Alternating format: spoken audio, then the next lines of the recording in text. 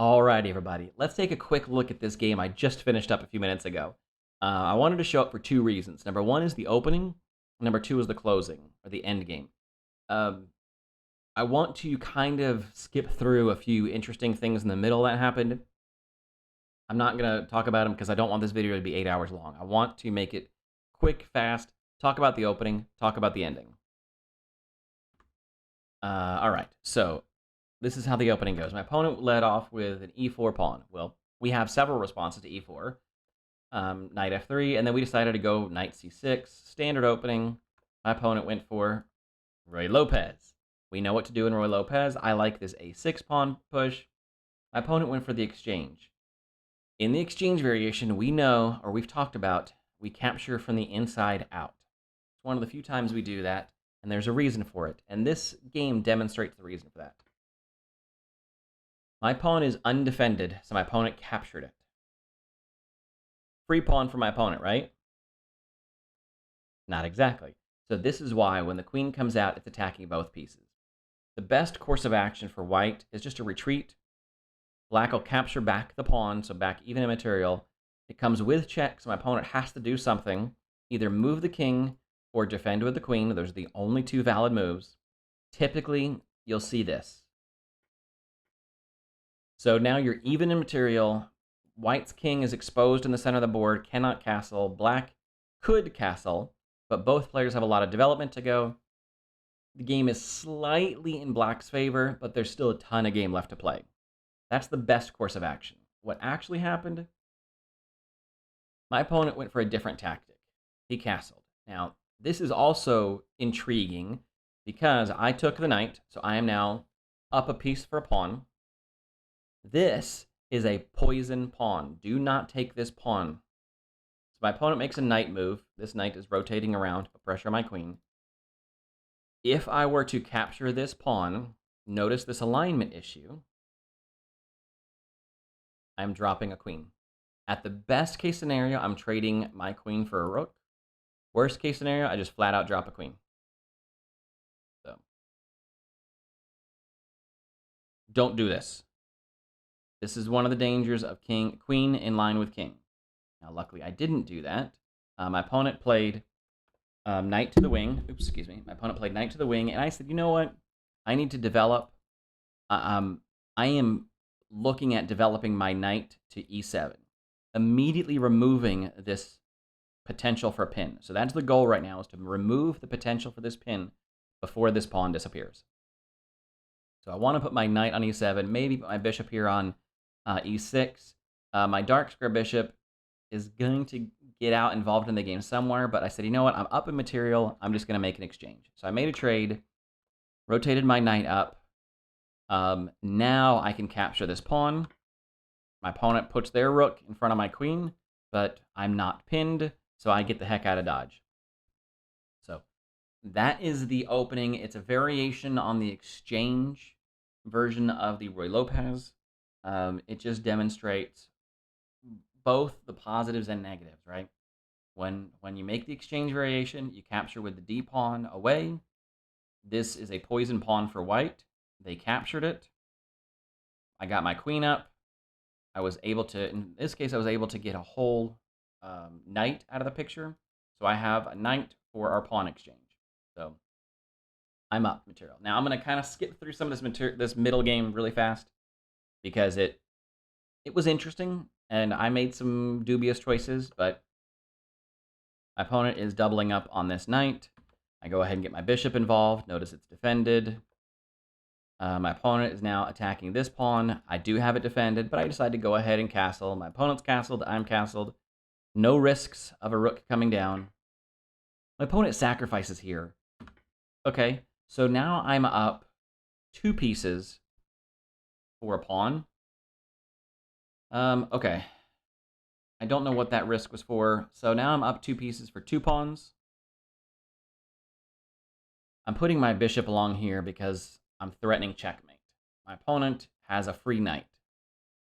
They choose to defend checkmate, properly so. I move my king out of the way. I'm still offering a free knight. I'm still offering a free pawn as well. I'm up 2 pieces. I'm down 2 pawns. I'm now down 3 pawns, but I'm up 2 pieces. So I'm still hanging a knight.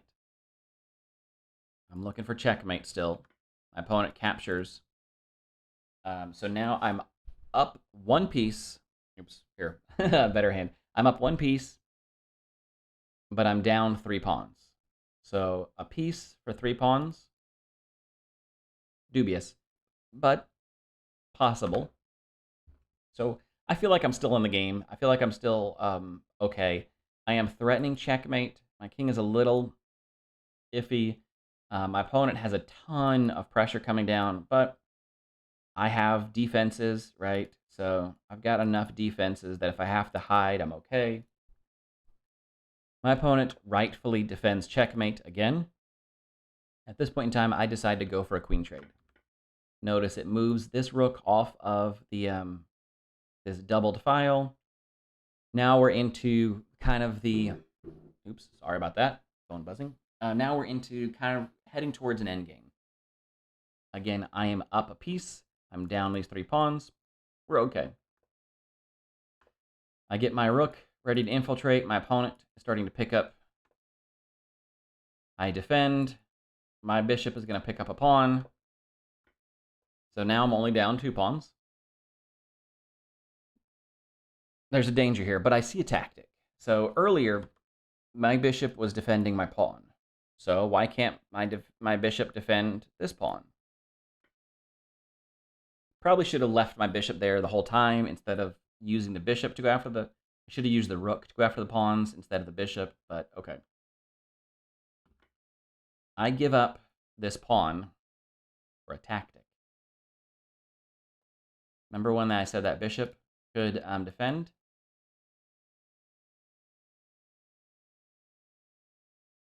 So I'm back down the 3 pawns. Still up my piece, though. Back down 3 pawns. But now, I go down 4 pawns, but I go up in exchange. So I'm down these 4 pawns, but I'm up a full rook. It's not the end of the world yet for either of us. This game is far from over, but now we're into the really interesting endgame. Rook's behind the passed pawn. This pawn is going to fall. My opponent starts to get other pawns pushed.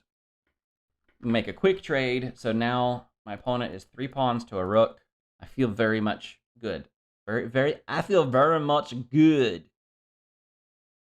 I feel in a good position. I cannot trade this rook for any of these pawns, though. So this rook has to stay on the board. That's my goal, is to keep my rook on the board. So we make a bunch of moves here. I'm going to just blur through this because otherwise it'll take this video, it'll be 6 hours long. I made some... Let me just point out a couple things. Number one, I made some dumb choices. I pushed both of these pawns at one point in time.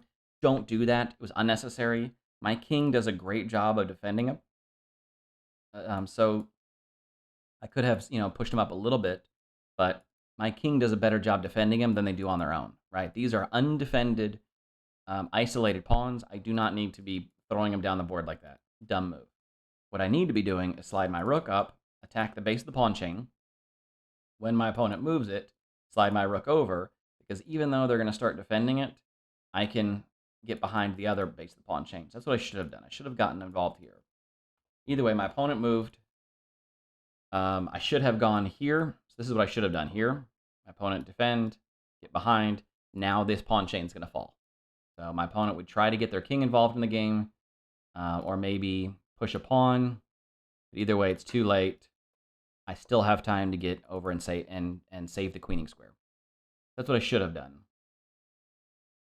What I actually did was after my opponent pushed, I pushed my own pawn dumbly. Then I get in front of the lead pawn, which doesn't do anything. So now I can finally get over and get behind the base of the pawn chain. My opponent is using his king to defend. So my pawn pushes did nothing but allow my opponent to gobble up my pawns. I gobble up his pawns. So now we're left with this full pawn chain versus my rook. It's still a winnable position for me. I'm still in a position where I can win this game. At worst, though, I should be able to pull a draw. So this is 3 connected passed pawns. very challenging. Yes, I have a rook, but it's going to be a challenge. And somebody with better endgame skills probably could do this in their sleep. I can't, and so I'm looking at a draw for sure. But I'm kind of looking for a win too. Sorry, we stopped at McDonald's, so I'm gonna have my little sippy. All right. So now the goal is to get my rook up and over to, to attack the pawn chain, and I'm going to use my king to. So here we go. All right. So here's where things get interesting. So my opponent's got these 3 pawns. I'm getting my king over to kind of block the advance of these pawns. So now this king is doing a fantastic job of defending these 2 squares. And my rook is looking to pick up this pawn. I cannot, if I want to win, I can't just trade, right? Let's say my opponent, let's say I pick up now. This is going to be very difficult for me to win.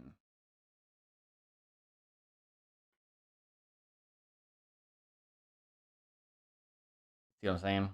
So I can't trade away this rook just yet. What I need to do is make sure that I am blockading the passed pawns. My opponent has now defended. All of his pawns are defended. It's now time for a rook. So we're going to go through this a little bit quickly, like I said, but we're getting there. We're getting there. From here, though, from here is where it's really interesting. I put this check in. My opponent has to go somewhere. You can see the 4 squares they can go to. Going to the back of this pawn chain defends the base of the pawn chain, so like I said, I can't capture because I wouldn't really be in time to stop all the pawns. And even if my opponent were to drive all the way down, as soon as one queens, I capture, the other would queen, and I'm too far away to approach.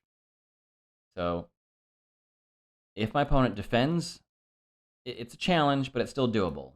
If my opponent moves away, it's instant.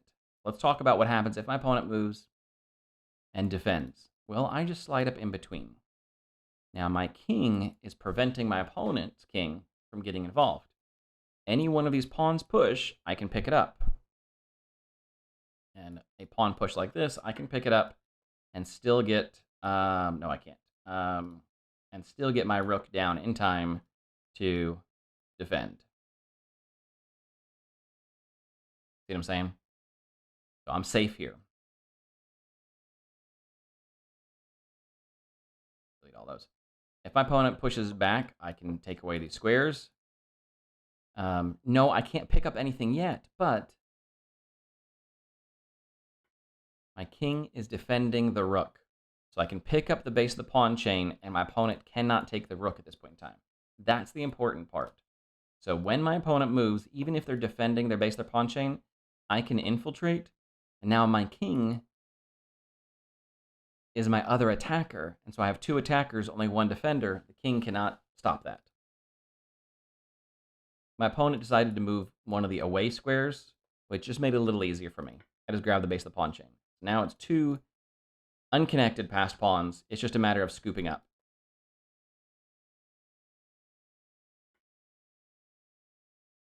Now you're thinking, well, what happens, right? Well, you can't capture because, look, your opponent's defending. You said you don't want to trade, right? And a trade here is a draw by insufficient material. But this pawn can never advance, and I am close enough that I can defend my rook. So my opponent's move, if he moves here, which is the closest he can get to capturing my rook, I'm able to get there in time and stop my opponent from capturing the rook. That's the important piece of this. So my opponent will never be able to capture this rook. And from here on out, that's the theme. My opponent can never capture this rook as long as my king stays attached to it. My opponent made a slight error, not really, moved away from the pawn, allowed me to get my king in close, but it doesn't matter either way. I can capture. From here on out, this is the end game that we want to look at. This king versus king and a rook. We can do this. We're not great at it, but we can do this. All right. So our king is a fence that is boxing in our rook. I got no good words. Our rook is going to box in my opponent's king. So this guy is playing defense and completely boxing out this guy. So whenever my opponent's king moves away, we're going to move the fence. And then our king is going to protect our rook. So that's all we do from here on out. My opponent is trying to test the fences, but that's okay. Notice they've moved up a square. I can close the fence. Right? My opponent moves away. I can close the fence. In this case, I decided to allow my opponent to come back for one reason. This is one of those cases where my opponent can hop over the fence. Notice he's not forced to go this way. He can come this way. In this case, this would actually help me out. I kind of want my opponent to hop the fence. That way it's only 3 squares of material as opposed to 4 squares of material. I should have done that all the way back here at the beginning. Right? Like I should have probably gone up this way to force my opponent to stay in this quadrant. But I was just so happy that I could practice my endgame. So now I move to the fence. My opponent can hop over the fence, pick a side of the fence. He went that way. That's fine. So I'm going to leave the fence there, and I'm just going to keep moving my king. Anytime my opponent moves where I don't want them to, I'm probably just going to wiggle my king back and forth. They have to make a move, and if I can set it up so that the only move they make is in my favor, that's what we're trying to do. So my opponent moved away. I can't move the fence in this case. So here's one of the traps. If I move the fence, I am no longer defending. I'm no longer defended by my king. So what I can do, though, is my king is also a fence, right? So now my opponent has moved away. My king takes away these squares. Now the fence is here. So I have essentially moved the fence here, and we box the opponent into these squares. So now wherever they move, now I can slide the rook in. Aha. I can't infiltrate. I would like to, but I can't. That's okay. I waste a move. My opponent moves away. Close the fence. This was a mistake. So I should have kept my same pattern going, right? Get up over here. I should have kept that same pattern going, and I screwed up here, and then I fixed it. So I'm a little bit out of rhythm, but that's okay. My opponent is away from the fence. So I can use my king to close to become part of the fence. Opponent is forced to move away. We close the fence. So we just keep corralling my opponent into a smaller and smaller square. That's all we're doing. Again, in this case, we do not want to move the fence here because we do not want to give our opponent a chance to get on the other side of the fence and waste more time. So we're happy with this small enclosure. We're going to keep it that small enclosure. So we're going to wiggle the king. King protecting the rook.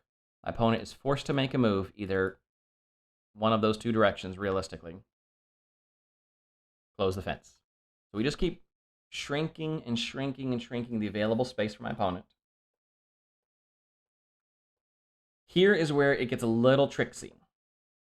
So, king d2, right? We've closed the fence. We keep shrinking it. So now my opponent is in just this 4 box. This is what we want. This is the end game that we have tried to achieve. We have gotten our opponent into a 4 box.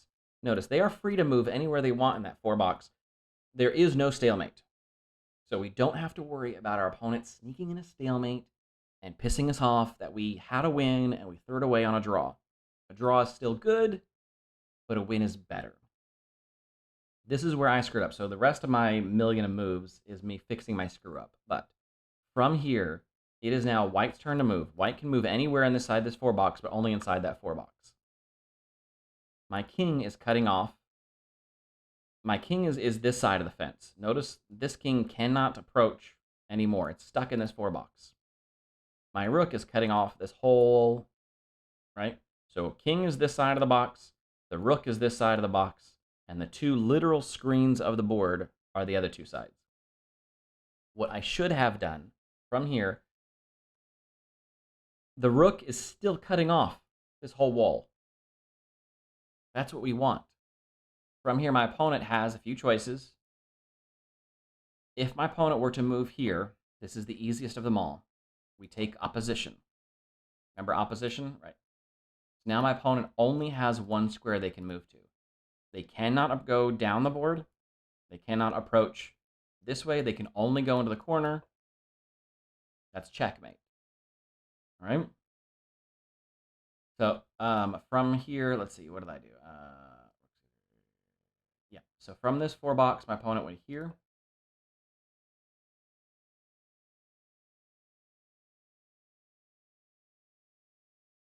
Oh, right. Sorry. Blah! Back up a little bit more. I'm trying to get used to this interface over here. Back up a little more. So from here, Rook C3.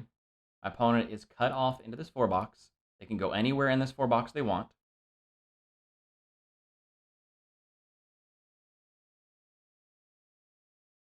We waste a move. And now from here, they can go anywhere. Like I said, they could go to the corner. Now the corner is where we want them to go. We just cut them off again. They come out. Now from here, notice we cannot deliver checkmate. But we can waste a move. Opponent is forced to only make one move. Checkmate.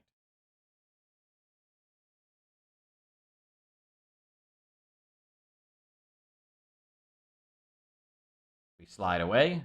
Opponent has only 4 corners they can go to. So if they go to this wall, it's an easy checkmate. We know that, right? So let's drive this into our brain. When we get our opponent into this 4-box, we just slide our rook out of the way.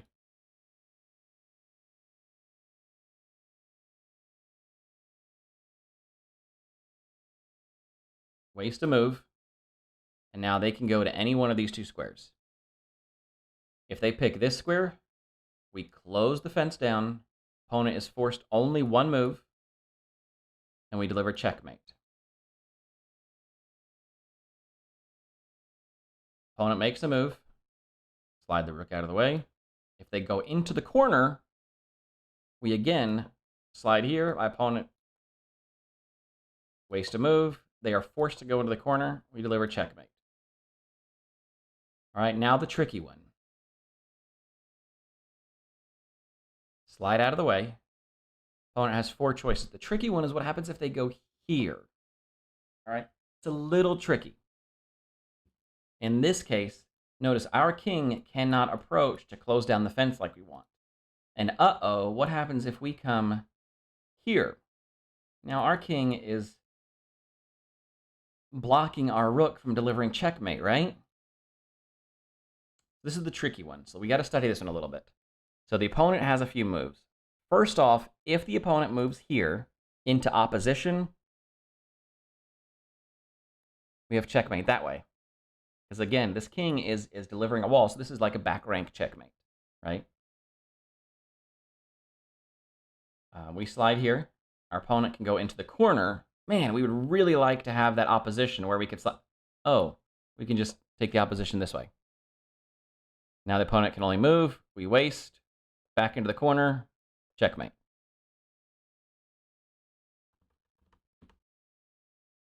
Opponent goes to the hard square. We come out as close as we can. Opponent has 3 moves. 1, 2, 3. What if they come here? We take opposition. They can only make 1 move. Checkmate. So you see in the pattern now? So this is the end game that we can learn, we can do, and we just demonstrated that we did it, right? We got all the way here. We have closed our opponent down into just this 4-box. Once they're in that 4-box, our king is one side of the fence. Our rook is the other side of the fence. We just now waste a move with our rook. King has to move somewhere.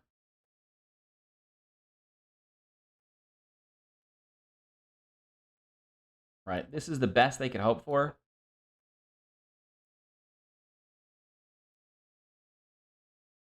Oh no, that's the hard one. Now where are you going to go? Either you go directly to checkmate, or so you either go directly to checkmate, or you go to give me opposition, or you make me waste more turns.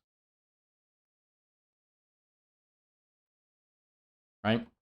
So are you guys? I'm gonna keep doing this over and over because this is the pattern we want to learn. So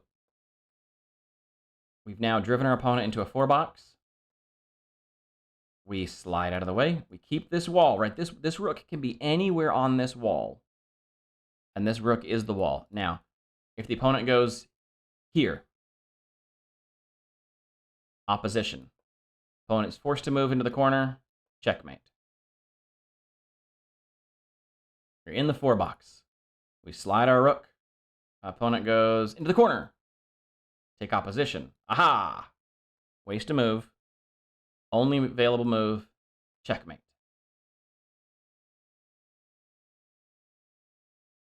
So we got the 4-box. Opponent moves. We slide along the wall. Opponent goes to the hard square. Oh no, it's the hard square. We're not going to just keep repeating moves, are we? No. We're going to use our king to cut off as close as possible. And now our opponent has a few more choices. Immediate checkmate. Opposition. Checkmate. Or into the corner. Opposition. Waste a move. Checkmate. All right, so that's a lot of what could have happened. Let's look at what did happen. So we finally drove all the way up here. We drove our opponent into the corner, into a 4-box. What did I do? I removed an entire wall. So there is no more wall along this side. So I screwed up. So my opponent is now free to roam in a much bigger box. Damn it. All right, that's fine.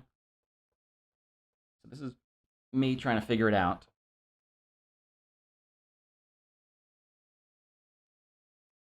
Back to the pattern. All right, so now we've got our opponent trapped in a 4-box. Right, so they're trapped back in a 4-box. Okay, so now we're trapped along this side. Our king is this wall. Right, so our king is one wall. Our rook is the other wall.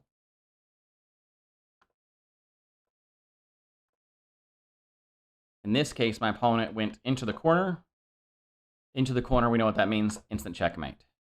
So we got it in the end. That's why I wanted to show this game, right? The intro was interesting because it was a variation on the Ruy Lopez exchange, and we got to do the queen trick where the queen gets our pawn back, but we also had our own kind of dangers to worry about, you know, the alignment issue, and then this endgame, the rook and king endgame. So we talked that we want to get better at endgames, and this is one that we can practice. A rook plus a king versus your opponent's king by itself. We can practice this. We can get better at it. We can see this. You know, the engine says from here it should be 18 moves, whereas it took me 30 moves. So we can get better. But at the minimum, right, so one of the things I could have done better in this case was I could have shortened the board. Notice if my opponent tries to, I can still defend. So now we've cut our opponent into this short box. That could have saved me a few turns. Either way, all we did was we drive our opponent into smaller and smaller boxes. And here, right, I screwed up with this order. I should have just kept my pattern going of driving my king up, right? So there's a few moves there I messed up.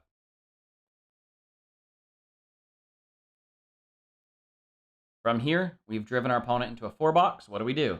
Opponent picks the square. So from here, we keep our wall intact. Our opponent moves. We take opposition. Opponent is forced to move into the corner. Checkmate.